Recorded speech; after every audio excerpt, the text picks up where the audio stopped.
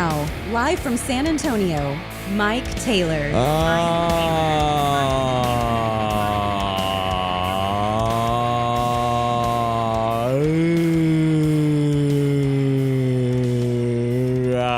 Yes. How are you boys doing, man? How are we doing? It's Wednesday.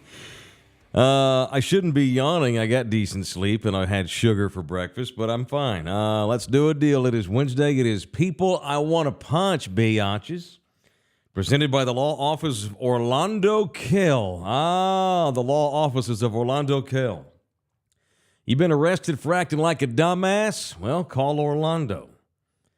Your old lady a cheating bitch, and she's decided, well, I'm going to leave you for your cousin, like cowboy girlfriend? Biatch. Call Orlando. And then, or are you already broken up with your former old lady and you got custody and visitation problems with homegirl because she's using the kids as money? I got 4 kids to feed. You know, chicks will use their children as collateral. If you're in that boat, call Orlando. What I love about Orlando is, of all the things he does, one of his big calling cards is he fights for fathers' rights.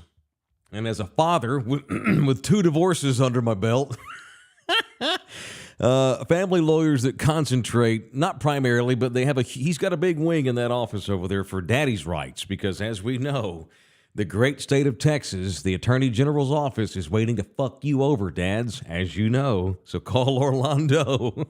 I'm just saying. If you need to modify your old divorce decree, you need to you need to enforce some stuff that homegirl's not following, call the office of Orlando Kell. It's enough to want to punch her, but we're not. We're going to call Orlando and keep it civil because that's the right thing to do. Although if I could get away with it and not go to jail. Today on People I Want to Punch Wednesday, I would punch whoever the shitbag is who decided to go into the Pink concert Monday and protest. This is a strange one. I've seen a lot of protests over the years. A lot of them are strange. 99% of them don't ever get anything done, and they're a waste of time. But this is a weird one that I've never seen. Have you ever seen people protesting that are like they're anti-circumcision? Anti-circumcision. Protesting? Yeah. I mean, I know there's a group of anti-circumcision. There were people that don't want babies circumcised. I don't know that they protest. This dumbass showed up and protested Monday here in town at the Pink concert. He decided to use pink of all people. Okay. But I read into it. Is Pink pro chopping? Well, yeah. If you've seen her son's wiener, which she put it on the internet not long ago, so people are giving her shit about. Okay, so I had to go to People magazine today. Is a Pink concert. White people. Okay, so this is in People magazine. The writer is something called Jack Irvin. Is a Pink concert the right place for a protest regarding circumcision?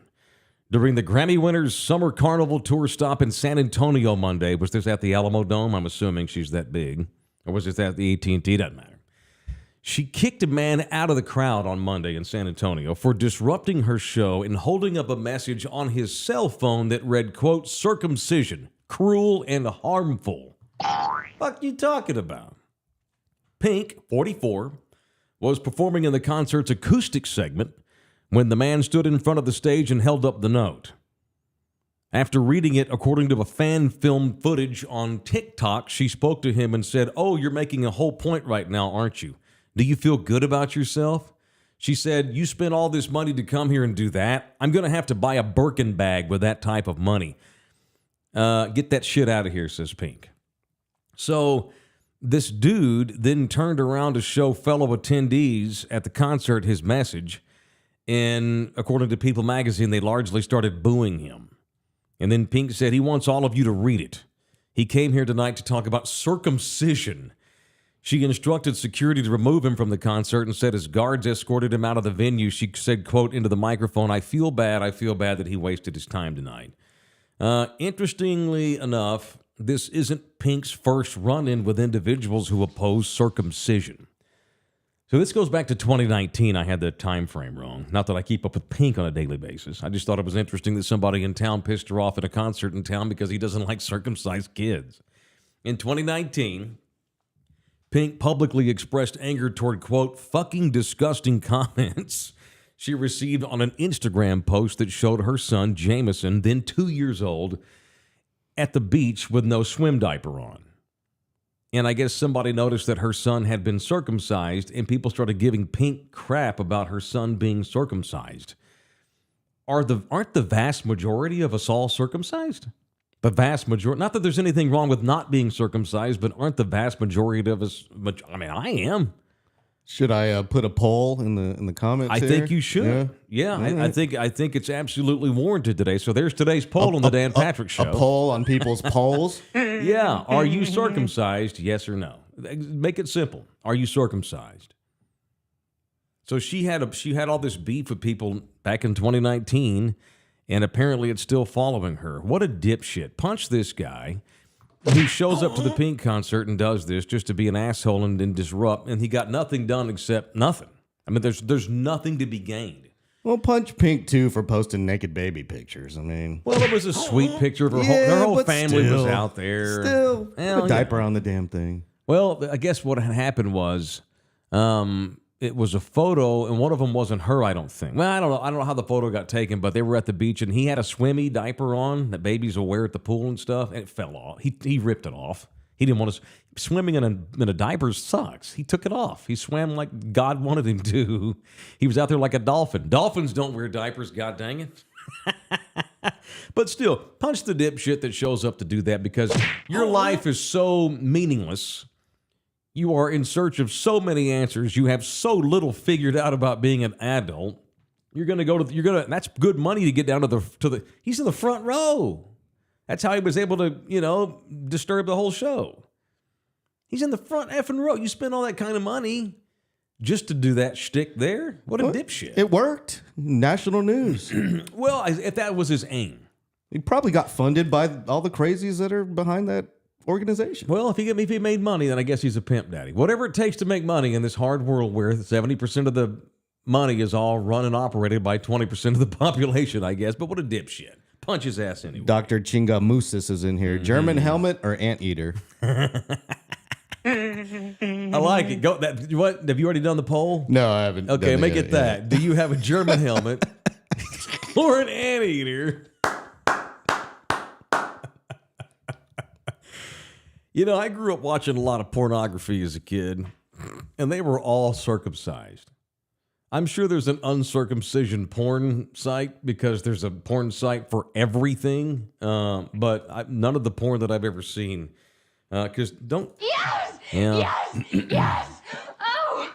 Oh! Yeah, isn't that... Oh, God. Isn't that part of the bit? Oh.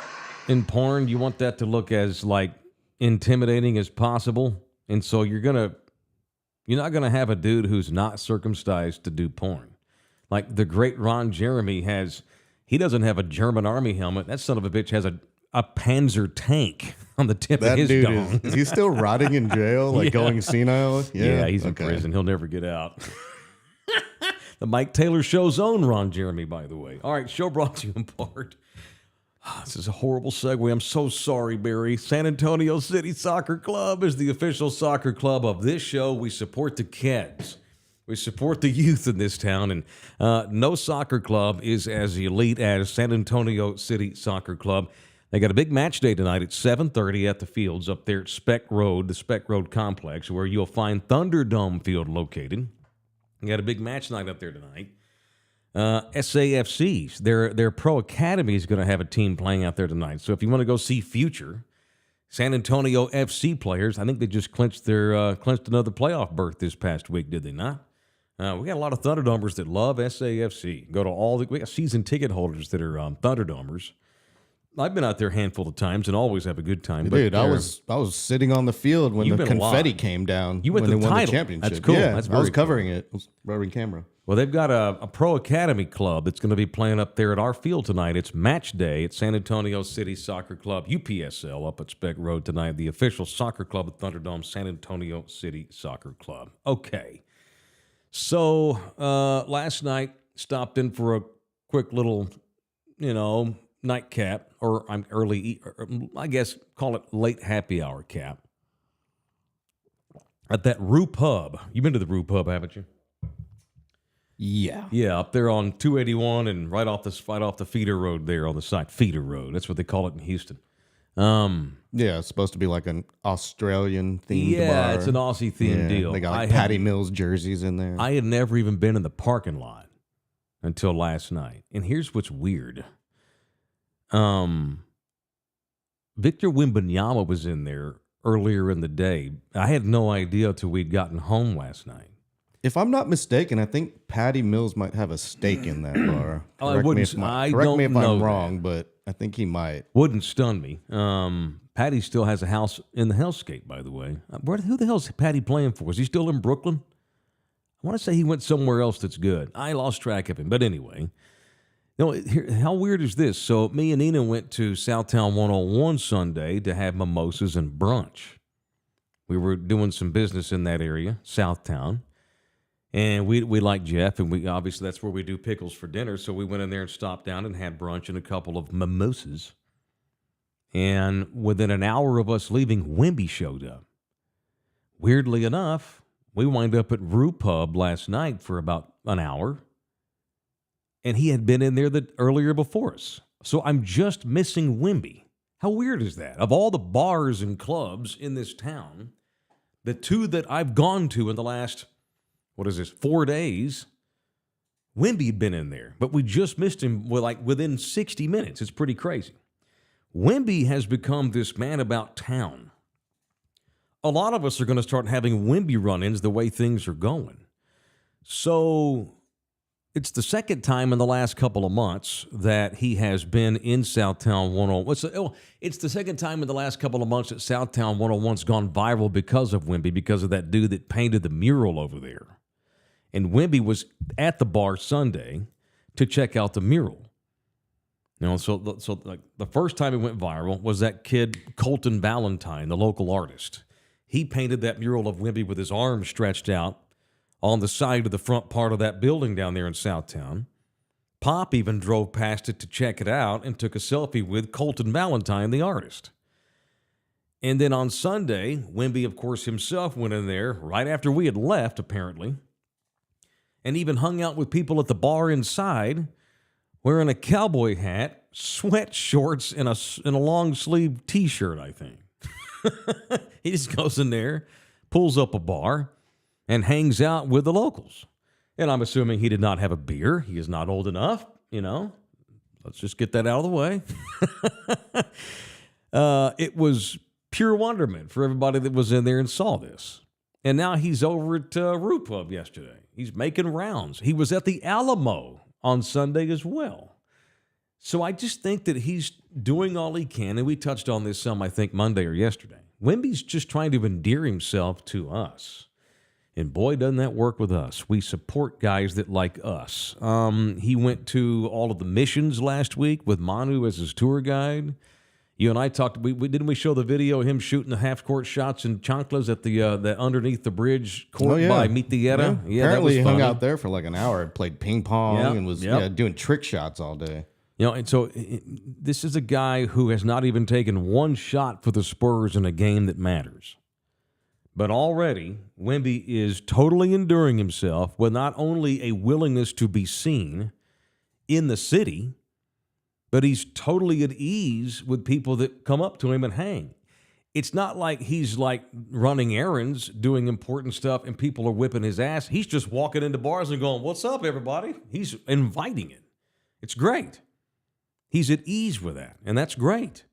And I just wrote a column about this in Sports Illustrated. It's like, our town, a lot of us still, even today, even in 2023, and this was really a thing when I moved here in 2007, not as much anymore, but there's still people in our city that get a little bit of a chip on their shoulder when being compared to, Austin, Houston, the metro sex, which I think is silly. But even in 2023, even here in our own state, our town can seem sometimes a bit of an outlier, San Antonio. I have always liked that about us. I think it's great. Now, I don't have the chip on my shoulder. The fact that if we're disrespected by others in other towns, that's great. Because what were we bitching about yesterday? people Austinites coming down here because we're cheaper to live, which we don't want that. Those former Californians that moved to Austin and realized that Austin sucked too, so now they're moving here. Yeah, pretty much. It's cultural and versatile. It ain't versatile, it's Mexican. Let's get that clear. But our city, it still feels like a bit of an outlier. So we'll see how it shakes down. Now, the kid hadn't even made a basket yet. I'm as stoked as anybody that he's here. History, time, making a whole bunch of shots and winning a whole bunch of playoff games will help, but we'll see how it goes. But for now, Wemby and his new home city could not have had a better start to the relationship that everybody hope lasts por vida. Cohen's in here. Patty is now a member of the Atlanta Hawks. Oh, damn. I wonder if that was his only option. Maybe apparently he got traded. I'd like to see the Spurs hire Patty when he's done as an executive. Like Brent Berry. Isn't Brent Berry the GM of the Austin team? Yeah, he is. He was already able to bury the hatchet and come back. Yeah. 10-16. Line of the day. I won't be able to help that now. He buried the hatchet, maybe because Tony retired. Something like that. You know, Tony's still around, though. Dude, be careful. We haven't got a proof of credentials yet. Oh, yeah. Save those jokes after we get our credentials. All right, show brought to you in part by R&R Auto Glass. R&R. Easy to find right there by the airport, 281 in Tacoma. They take all insurances, which is great. So if you have a wreck and you've got to replace a windshield or a back window or whatever, anything glass in your car, and your insurance company tells you to take it to blah, blah, blah, tell them, no, we're going to R&R because they take all insurances, not only because they're awesome and locally owned, but you'll get yourself a discount. All Thunderdomers that go into, you know what? You don't even have to be one. Just go in there and lie. Tell them you like me if you want. It's fine. They like me. Take advantage of the fact that they do. And get yourself to hook up. It is the Tailor Especial at R&R Auto Glass, the only place in this city to get your glass fixed. If it's busted, it is R&R. The number, 210-340-2588, 340-2588, or rnrautoglass.com. It is rnrautoglass.com.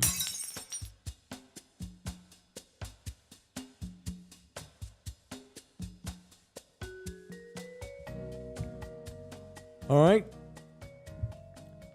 So every once in a while, I have a dream that I'll remember. Some of them are just completely over the top, like insane dreams that creep me out so much, I will bring them to the airwaves. Back before Puma got mad and quit for good. Back when I had JB and even LG and all his prior two stints, whenever I've had weird dreams over the years, I've shared them with Thunderdome. And sometimes y'all help me interpret them, and it makes me feel better or makes me feel worse because, oh my God, this is what I'm dealing with, and I didn't even know it till I had this nightmare. I had another dream last night. This was not as horrible as the... Do you recall that? Were you around when I shared that? I don't know if it was on this show or the radio show. I had a dream about a bunch of dead whales. Yeah, was this your blue whale when you came up with your blue whale theory? A bunch of that they're aliens. Yeah. A bunch of them died. I was on a ship, and I was trying to get to the beach from the ship on a little dinghy. But my little dinghy got stuck because it wasn't circumcised. It's unfortunate. My dinghy got stuck because the ocean was packed with it was just littered with dead floating whales, and my boat stuck on a dead whale body. This was right after it was either right before or right after I had moved home from the hellscape. I think that was just me. I think that was me expelling, maybe even not this, not expelling that, expelling anxiety, sir, pressure, depression, That was me moving home. Letting the whales die was me leaving the ocean and moving to Texas. Anyway, so last night, I did not have a dream nearly as kooky as that one, but I wanted to see what you thought about this. I dreamt about you last night. This is not a bit. Sorry, okay. I don't know what's up with me. I took my allergy. Elaborate. So I had a dream that you, me, and Nina. Uh-oh.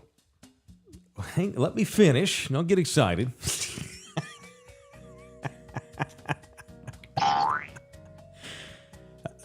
How dare you even put that in my head? What's the matter with you? You're like a brother to us. I hear that's popular in the United States these days. Good. Like I said, there's porn for everybody. Good, even the sick bastards. No, dude, we were in Indonesia filming a documentary with a film crew. Like, yeah, like you and mine. Yeah. How do you say your and yours? Our. Our. Like our ultimate dream. LG and I's ultimate dream. Apparently, I'm going to be the host, although I can't speak English anymore. We would love to travel the world and shoot a documentary. That'd be cool. Or make a television series, a reality series about a redneck Mexican guy from San Antonio traveling the world watching crazy sports. I bet there's a lot of anteaters over there. Actual anteaters or dudes without circumcision? Well, not actual anteaters. Oh, you mean dudes that are not circumcised. Is that, I know the Jewish faith, that is a big player. Circumcision. Is that more of a Western Christian thing? Yeah, I think it's like the Catholics, do you get, people who worship the cross, stuff all right, like but that. I thought the Jewish folks were they into do that too. Yeah, okay. they do too. They have the celebration where the guy like kisses it. Yeah, they go over the top with theirs. It's called like I forget the name of it. A moil. A moil? That's the guy who does it. A brisk. A brisk. That's it. The moil's the guy who performs the brisk. Jewish folks have a brisk. And they throw it on their barbecue and eat it. I'm pretty sure like there's some tribes around the world that do it too, and they eat it. Yeah, down in the Amazon and shit. Yeah. Like in the deep bush of Africa. Yeah, they eat that stuff. Like they eat the placenta. Well, nothing goes to waste, Holmes. No, it's sacred. So no, I had this crazy dream. It was probably I'm thinking it's like 5 or 6 or 7 years even from now into the future. We're over there and we're doing some sort of a documentary on the Indonesian culture. Oh, jeez. Right in the middle of my dream. You have to hear this. You have to come back. So it's like a downtime. We're in between shooting. I'm not even sure what the hell we were shooting that day. I'm just standing there hanging out with Nina and like the film crew's taking a break, they're all just chilling. And you decided to go and play with a bunch of the local kids that live in the hood there. All right. In wherever town we were, Dong Ding Bong Bong or something, I couldn't think of an Indonesian town. I'm sorry. Jakarta. Yeah, Jakarta. Okay, let's go with that. Okay, cool. That sounded not Indonesian, but I'm sorry. Well, what's that coffee called? Luwak coffee? Okay, we're in the town of Luwak. I don't think Let's there's a just go town with that. of Luwak. Let's just pretend. It's a dream. There can be anything you want. We're in Luwak, and you decided you wanted to go play with the kids, and I had no idea that you were hiding 2 huge talents from me in this dream. Okay. You went and borrowed a kid's skateboard, and we're like fucking Tony Hawk out there with these kids. Before I carry on, you also had a lot of white hair. Like your hair was still short and like kind of spiky, but it was peppered in like white and black. That's why I know it was in the future from now. All right. And you decided just to have fun with the kids, and you like jumped on the skateboard and you're like doing all these fucking ollies and whatever moves you can do. Really, you're ollieing and you're like you're rock to fakie-ing and all this kind of thing out there with these kids. And they're all just going ape shit thinking it's super cool. And a bunch of kids show up on skateboards and y'all are like skating all over the neighborhood. You with these kids. It was beautiful. And then my dream, like immediately, it all of a sudden now we're like by this canal that feeds into the ocean. What is the ocean there? The Indian Ocean? What is that ocean? Sure, that's there. The Java Sea, Indian Ocean. There's a few of them. So we're on this canal by the beachhead that filters into the sea. So it's maybe 15 foot. It's real shallow, but you jump on a surfboard and you're all of a sudden this amazing surfer all of a sudden. I'm like, what the fuck, dude? Now I know that. That's definitely a dream because I suck at surfing. And you hate the ocean. You're scared of it. No, I don't hate the ocean. I love the ocean. You get seasick real easy. Yeah, but I don't surf. I've tried. Right. It's very difficult, and I'd rather not expend the energy on that. Yeah. I get worn out just paddling out, and then by the time I'm out there, you got to wait for the waves, and it's just. Well, see, here's the thing: when you were surfing, you didn't have a shirt on, and you had a 9-pack because that's surfers are all ripped up because paddling's 90% of surfing and maneuvering the ocean. So now all of a sudden, a bunch of these kids are surfing with you, and then I woke up. That's it. All right. I had a dream that you, me, and Nina and a film crew were shooting in Indonesia, your mama's home nation. Mm-hmm. And you were just deciding you wanted to go play with the kids, and you're skateboarding and surfing out there with a bunch of kids. That'd be badass if I could do that. How crazy is that? But no, I've learned throughout growing up that anything with a board on my feet, I am not good at. Really? No. Okay. Especially when I tore my rotator cuff down the bunny slope the first time I ever went snowboarding. Are you sure you don't have PTSD and you just think you suck at all boards? No, I tried wakeboarding, and it's just breaking my knees every time I fell on that freaking wakeboard. I've tried to surf a handful of times, but I've not done it enough. If I stuck with it, I might be able to do it. Although I'm 48 years old, I'm not gonna be out there skating with surfing with Kelly Slater. I'd have to get one of those big ass 12-foot boards for tourists. I can do that, but I'm talking about a real surfboard with 6 months of every day doing it and working on it. It'd be 5.5 months of nothing but utter failure because it's so hard. But I think after about 5.5 months, I might be able to figure it out because I'm a decent swimmer and I'm pretty good in the ocean. I'm not big on swimming either. I'll swim in a pool, but swimming in the ocean, nah. This is why you never came out. I'll snorkel. Okay. Yeah. This is why you never came out to the hellscape. Because you just don't. The thought of being in an island and way out in the middle of the ocean. No, that's fine. You're okay with it? Yeah, that's fine. Man, go to freaking Indonesia and Bali all the time. You just struggle on boats out to sea. Yeah, but I go on boats every single trip. Yeah. So I struggle through it every time. The first day Nina visited me in Hawaii, the first thing we did, this is when I knew she was a keeper. I already knew that, or I wouldn't have invited her out. And when you abandoned her, is that what happened? No, I did that too on accident.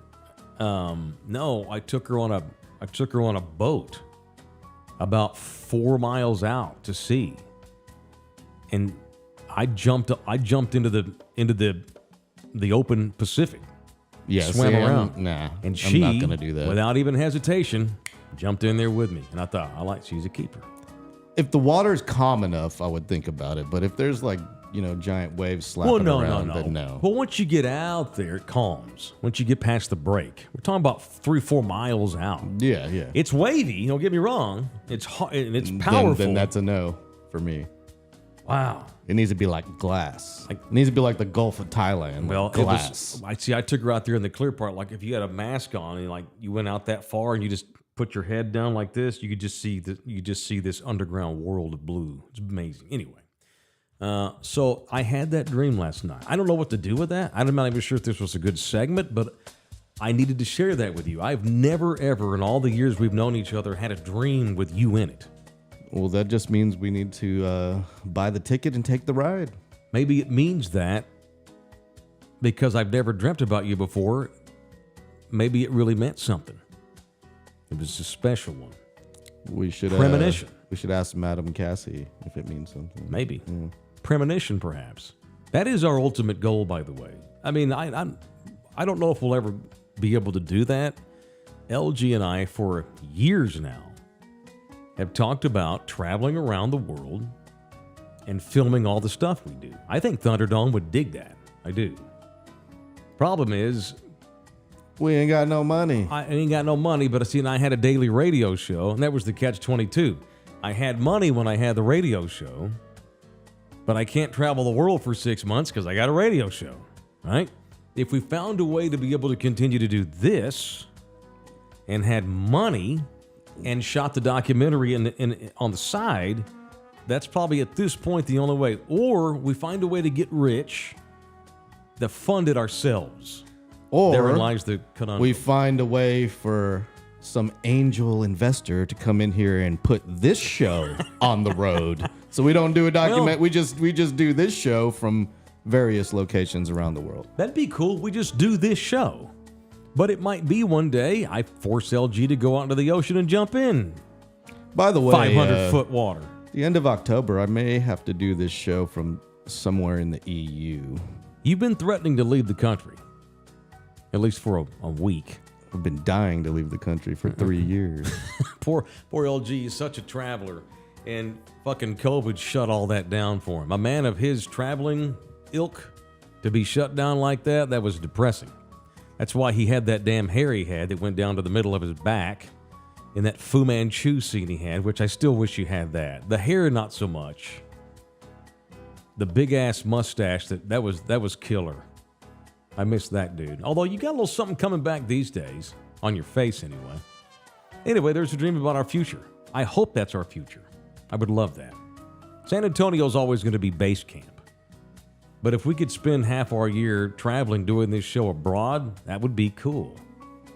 It would. And not just because I want to travel. I think we could do a good show for the people back home. There's no question. Yeah.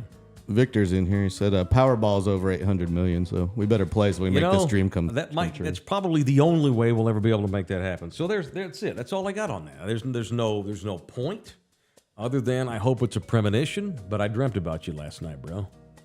Aww. We've also been hanging out a lot lately, too, because of this show, so maybe that had something to do with it. So we'll see. I'll let you know if there's a part two. You're probably under the influence of something as well. Last night? Yeah. Oh, God, yeah. Oh, yeah. Sure, absolutely. All right, Live Oak Vodka. I was not under the influence of Live Oak Vodka. Although I may be under the influence of Live Oak Vodka later today because I'm going to be doing a live chat on Twitter this afternoon at McFinnigan's, the official bar of Thunderdome.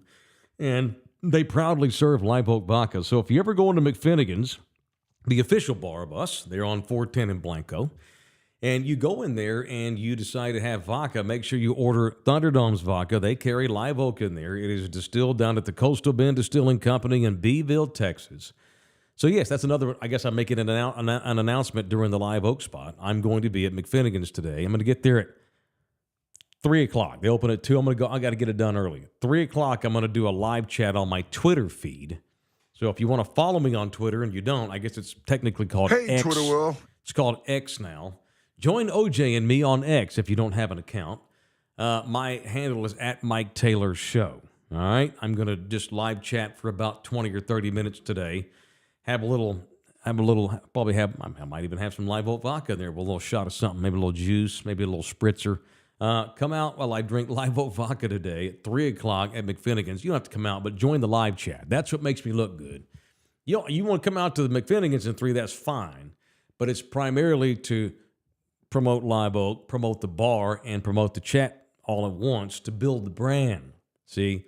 So join my live chat today on Twitter. If you have any questions about anything that we do, sports or otherwise, jump into my chat today around 3 o'clock on Twitter. All right. We have football news to get into because we do still have a Cowboys season to finish, even though I'm pretty down on these people, not happy with them in the least. So the New England Patriots have signed Will Grier, the guy who spent, 3 years in the Cowboys organization, the West Virginia kid?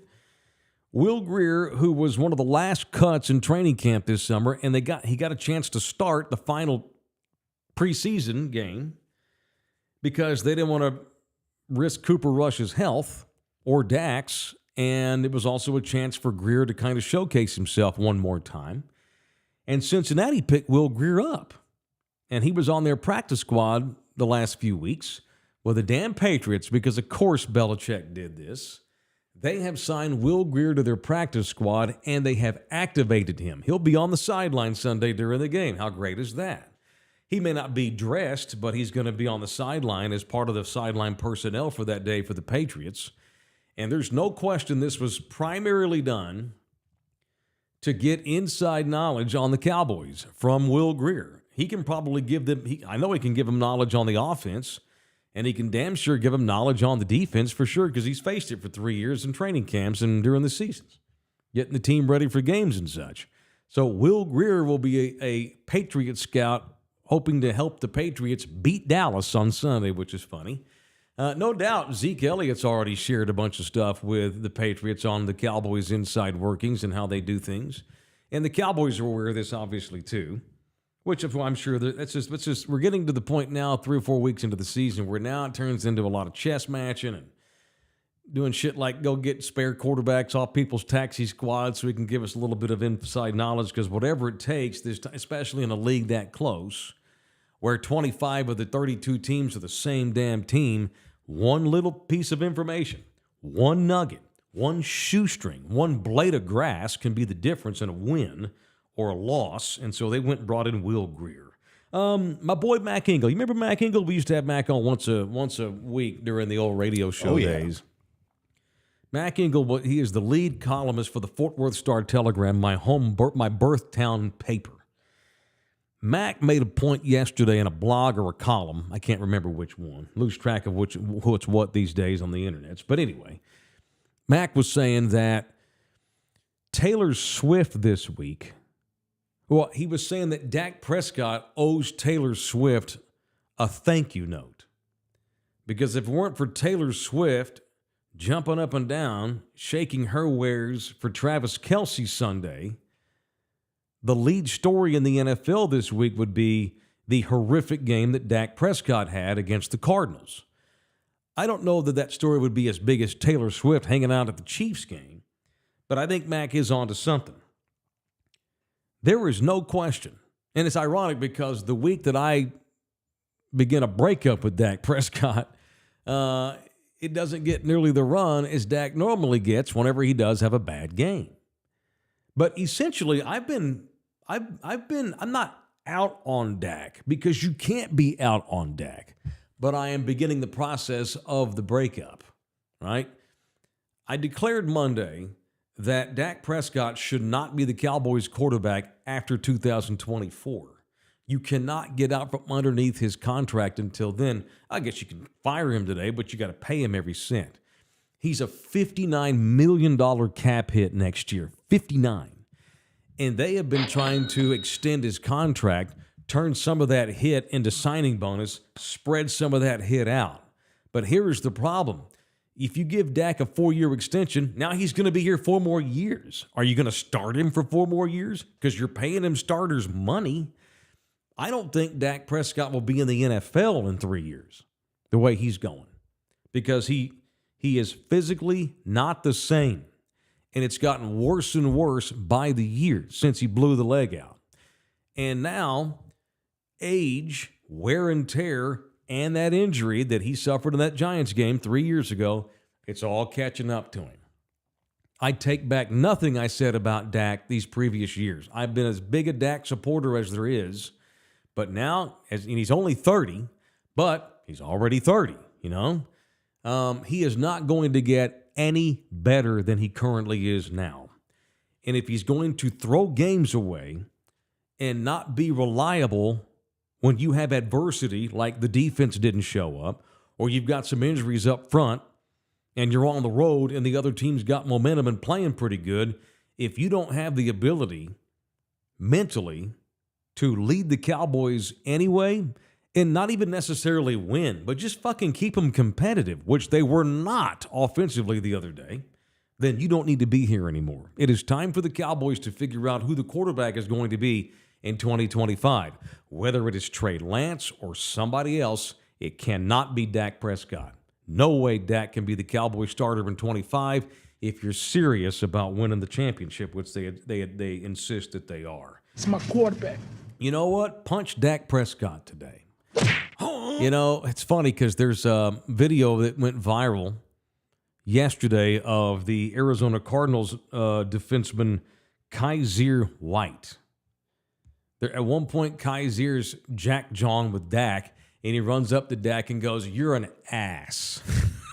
No, he called him ass. He goes, "You're ass," like Cam Newton. He goes, "You're ass.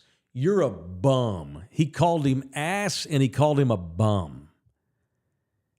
And so in the postgame, what does Dak do? He made an ass of himself with Clarence C. Hill, the longtime Cowboys beat writer for the Fort Worth paper. Dak told Clarence, "Y'all got your way today." Oh, talking about the media. "You guys want me to fail, and now I did. I had a bad game, and so y'all got your way." Okay, dude. When you start taking shots at the media, when you start letting that get in your head, that's when you start needing to not be my quarterback no more. I love Dak Prescott. I take back nothing. I've been a Dak Ducker for years. I was a Romosexual for years, and that eventually that relationship ended because he got old and he got too hurt all the time, and I was no longer a Romosexual. I've been a proud, out-of-the-closet Dak Ducker for 8 years.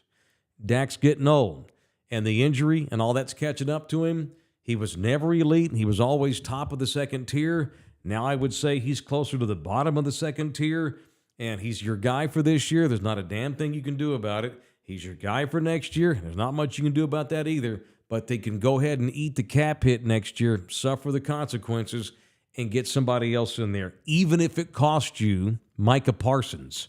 You cannot compromise your quarterback position in order to keep Micah Parsons. It doesn't matter if you have 4 Micah Parsons on defense. If you don't have a quarterback who's elite, you ain't winning a title. And if the goal is to win the title, you got to get that elite quarterback. Then you can worry about linebacker and edge rusher then, period. That's what it is. Y'all got your way. Dude, no one got their way. We're all pissed because you didn't do a good job. It's on you. It's on you. All right. You have the boogie sounder still? I'm just like, I didn't even tell LG this. Let me see here. You know, we're due for one. Quickie.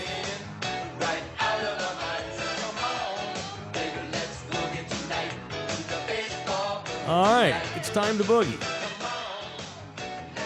See. All right. Thank you. Make sure I've got the facts right here. Scores and stuff. Okay, here's the box score. So last night, boy, we're down to the last weekend here of baseball. We got playoffs that start next week. How badass is this? Are the Astros even going to be in the postseason? After all of this, the Astros are in danger of not making it. So last night up in Seattle, the Astros made 3 errors. They didn't even score a run into the 7th inning, and they lost to the Mariners 6-2. And so now all of a sudden, the Astros are only a half a game in front of the Mariners for the final wild card spot. Unless Toronto has a massive meltdown here in the next 4 days, whoever finishes in 3rd place in the AL West is not going to the postseason, with a winning record too, unfortunately. So Astros are now down to one half game lead over Seattle. They are highly unlikely to catch the Rangers, who somehow the Rangers have figured it out.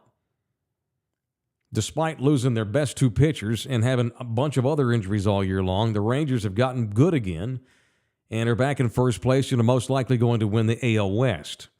So tonight is the final game of a series between the Astros and Mariners. So it's really good. They're a half a game in front of Seattle for that last wild card spot. There's 4 games to go, 1 more tonight up in Seattle. The Astros are freaking falling apart at the worst possible time. Houston got swept at home this weekend by the damn Kansas City Royals. I don't think the Royals have won 65 games this year.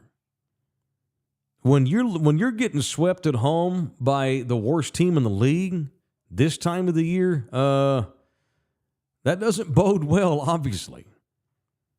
Tonight, they'll run Framber Valdez out there, who's been pretty good this year. He's had moments where he was the same Framber Valdez that was the MVP of the World Series. But then he's got nights where he sucks, and he sucked in the Royals series. It's Framber Valdez tonight in Seattle against New Braunfels' own Bryce Miller. He'll pitch for the Mariners. If the Astros could just hang on and get into the playoffs, eke into a wild card spot, even though they've not played well, they can still make some noise because baseball playoffs are weird. It still comes down to pitching. They have more pitching than the Rangers do. The Rangers, I don't think the Rangers are going to do much in the playoffs. They've just lost too much. And pitching is massive in the playoffs. And the Rangers' bullpen is not very good. The Rangers have no ace, no bullpen. But with that crazy offense they've got, somehow they're going to wind up winning the division. And I don't want to discredit the Rangers too much, but the reason why the Astros are not going to win the division is because the Astros started suck ass and losing to the Royals. That's what happened to the Astros. It's not so much that the Rangers have won the division, it's that Houston has lost the damn thing. But if the Astros could just squeak into the postseason, I still think they could make some noise. Okay, we have a massive baseball death, and then we'll get out of here. Found out last night that the great Brooks Robinson died, the legendary 16-time Gold Glove winning third baseman with the Orioles, the human vacuum cleaner who was a part of at least 2 World Series championship teams in 66 and 70 with the Orioles. The great Brooks Robinson died yesterday.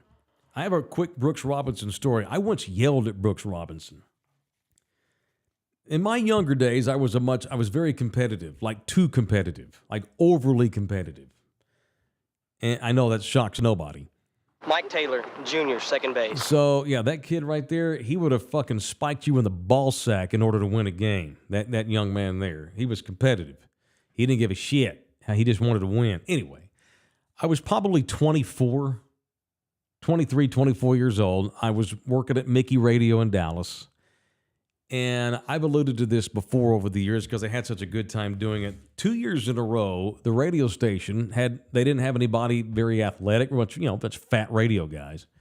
Fat! And they asked me if I would participate in a charity baseball game that Dirk Nowitzki and Mike Modano put on every year up in the Metro 6. It was fucking awesome because I get to spend the whole week with that team. They brought in all these celebrities from all over the country. Athletes and actors and stuff, and celebrity managers and stuff, and this was all held up in Frisco, where the Rough Riders play, way the hell up in damn near to Oklahoma. And I felt like a major leaguer for a week because it was a wooden bat game. The uniforms were tip top. We got to use the clubhouse and the stadium of the Frisco Rough Riders. It was cool. And I got to play in that game 2 years in a row. My team, it was me, Sean Bradley.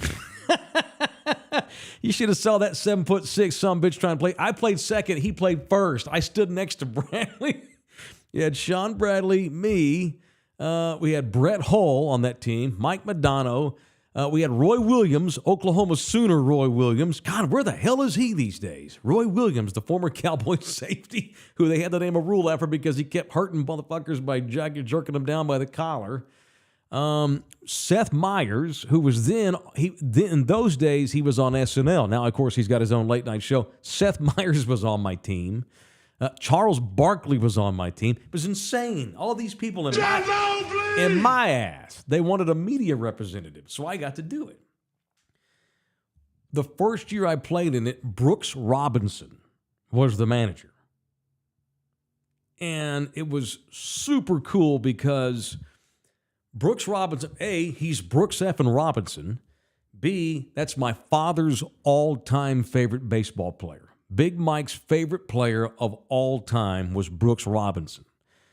And so you can imagine that phone call when I called my dad and said, guess who the manager is going to be of this team I'm on? Brooks Robinson. My dad just couldn't believe it. Matter of fact, and I had that week, because we got to spend like 3 or 4 days getting ready for the game and then the game itself, I had Brooks sign a bat for me that I gave my dad as a gift. I think my dad still has it somewhere in his house. And I'll wrap this up and get out of here. But so here we are, the game's going on. It's just for charity, man. It's a bunch of Kenyon Martin. Remember Kenyon Martin played for the Denver Nuggets? He was on my team too. And it's just a bunch of celebrities out there having fun. A bunch of pro athletes who were just naturally gifted at ball anyway. And here's my competitive ass. I wanted to win. And I'll never forget, like, I got pissed off at Sean Bradley because he made an error. I'm not kidding. This is a true story. And we're just out there having fun. It's not supposed to be serious, but here my ass out there acting like it's game 7. And Bradley bobbles a pop fly. Poop, poop, falls out of his glove. And so I get pissed. I didn't like Sean Bradley anyway because he sucked and he was a freak show. Poor Sean Bradley. Now he's confined to a wheelchair. You know about Sean Bradley, don't you? No, what happened to him? He got hit by a car 2 years ago while on a bicycle.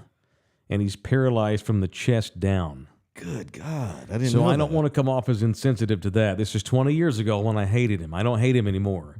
But I felt like a jackass that day. I'll tell you why. So I'm mad at Bradley, and I'm like kicking the dirt. And I go into the dugout, and I slam my glove down. And as I'm walking past Brooks Robinson, this is Brooks fucking Robinson. He goes, "Hey, Taylor, calm down, fella." And I just turn around. I don't know what the hell possessed me. I don't know what I was thinking. It's Brooks Robinson. It's charity. We're having fun. I pass by Brooks. He's like, "Hey, Taylor, calm down." In that Arkansas twang. And I just turn around and I go, "I want to win, Brooks." And like a fucking baby. What a little bitch. And he just goes, "Whatever." He puts his arms up like, "Who's this fucking kid? Shut up." He gave me a shut up look. It was ridiculous. It was fine. Later on, I was all good. I got Brooks to sign the bat. It was great. Took the picture and all that stuff. But I actually yelled at the great Brooks Robinson over charity baseball because Sean Bradley couldn't catch a pop fly. That's how competitive I was. And within 5 seconds, by the way, of me yelling at Brooks, I thought, "Wow, dude, get your shit together here. What are you doing?" And then I calmed down and cooled off, and that was that. And Bradley didn't talk to me the rest of the night because he knew I was mad at him. Stupid. What a competitive redneck situation that was for me. Punch you for doing that. Punch me. Yeah, late punch to me 20 plus years later on for yelling at Brooks Robinson. The great Brooks Robinson, my dad's all-time favorite player, passed away in his late 80s yesterday, and that's my Brooks Robinson story, and I stick to it. All right, that's it. We're done. Love everybody hard. Thank you to DJLG. Thank you to Thunderdome. Share this program. We're on YouTube. We're on Spotify. We're on all the things. Become a subscriber for free. Become a member for only $6 a month. We just did members-only content 2 days ago with more to come this week. Love y'all hard. Y'all be cool.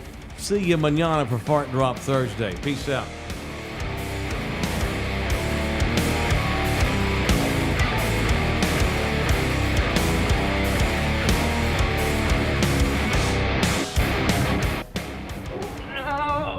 Come back, you puppy! This program was made possible by contributions from viewers and listeners like you. Thank you. He was more mixed up than a milkshake. This is a Bronx-bound